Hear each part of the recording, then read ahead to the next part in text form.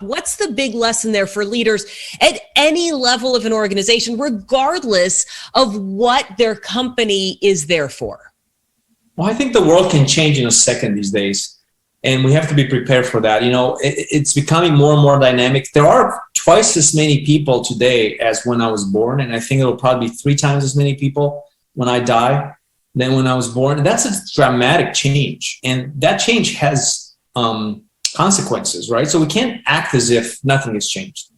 If we could put half the people in New York and Nebraska, that would solve some of the problem, but we're not going to be able to do that. Redistribution of population is not realistic, right? So we have to find some other ways to do it. And look, I can tell you that here in Seattle, we have had some dramatic changes in the weather lately. Dramatic. Sometimes we get a storm and we have the weather people have no idea what's going to happen in 3 hours.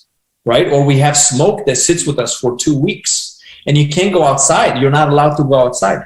Well, when one weather event occurs that is extraordinary, it leads to 10 others, and those lead to 10 others each, right? So all of a sudden you have this unpredictability that causes you to completely be away from your comfort zone. And you don't have to be an agricultural business to be hurt by smoke that lasts for 2 weeks. Or what if tomorrow the entire world was covered in a sandstorm? It could happen. What about global pandemics? They can happen. And all of this is interconnected, right? There is a relationship between bad environmental policy and global pandemics as well, because of the interaction between the natural world and the human world. So, I think most people don't react until they feel the pain on their own skin.